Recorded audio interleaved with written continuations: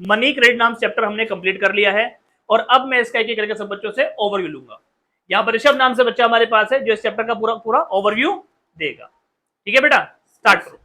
इस चैप्टर में हमने देखा था कि हमने इसमें मॉडर्न फॉर्म्स ऑफ मनी देखी, जैसे कि करेंसी और नोट्स जो आरबीआई मतलब छापता है या फिर आरबीआई जो इश्यू करता है, और हमने देखा कि एक ऐसे बैंक से जो होते हैं रिलेटेड होते हैं, मतलब वहाँ पे ये मनी कैसे रिलेट करती है। हाँ, और दूसरा हमने देखा कि जो डिपॉजिटर्स होते हैं वो बैंक में अपने जो पैसे होते हैं वहाँ पे जमा करते हैं, और उसी बैंक से जो बोरोवर होते हैं जिनको पैसों की जरूरत होती है वो वहाँ से उसको बोरो करते हैं लोन के रूप में। और जो इकोनॉमिक एक्टिविटी होती है, जो मतलब जिससे हमें पैसा कमाने वाली जो एक्टिविटी होती है, वो उसमें रिक्वायर होता है लोन्स और क्रेडिट। अगर जैसे किसी के पास लोन क्रेडिट एक ही बात हो गई। हाँ, मतलब अगर किसी के पास पैसे नहीं है और वो कोई बिजनेस स्टार्ट करना चाहता है तो वो लोन लेके लोन की रिक्वायरमेंट होगी उसे। हाँ, और जो क्रेडिट होते हैं उसके पॉजिटिव इम्पैक्ट और नेगेटिव इम्पैक्ट दोनों होते हैं। जैसे पॉजिटिव इम्पैक्ट, अगर उसको उस बिजनेस में प्रॉफिट हो रहा है लोन लेने के बाद तो वो उसके लिए पॉजिटिव इम्पैक्ट है, और अगर उसको लॉस हो रहा है तो वो उसके लिए नेगेटिव इम्पैक्ट है। लॉस हो गया, इन्वेस्ट किया बट उसे बेनिफिट नहीं मिला। यस, जो क्रेडिट भाई किसान ने लोन लिया अपनी फार्मिंग के लिए और वहां पे क्या हो गया, मौसम जैसे क्या हुआ, फार्मिंग ने कुछ खास बेनिफिट नहीं दिया तो वहां लॉस हो गया। और सीजनल काम में लोन लिया और प्रॉफिट हो गया तो वो क्या हो गया, पॉजिटिव पॉइंट हो गया।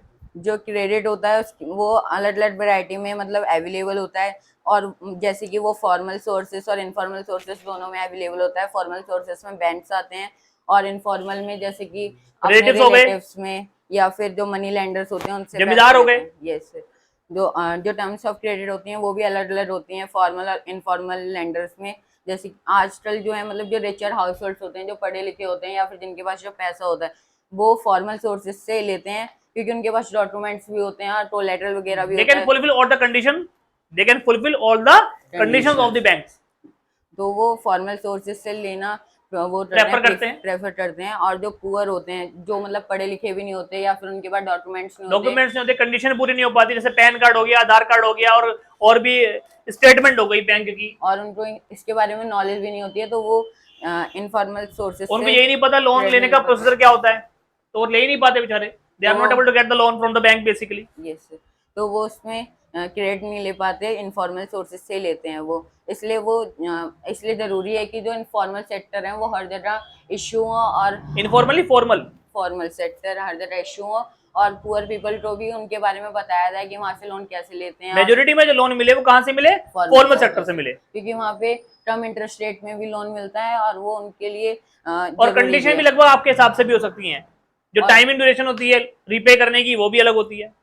और जो पुअर हैं वो ज्यादा से ज्यादा फॉर्मल सेक्टर से लोन ले, इनफॉर्मल से आपको मंथली 5% देना पड़ जाएगा, 10% देना पड़ जाएगा, और फॉर्मल में क्या होगा, वो साल का 12%, साल का 10% होगा। तो कितना फर्क आया, तो इनफॉर्मल में मंथली 5%, सोचिए तो साल कितना हुआ, 60% हो गया।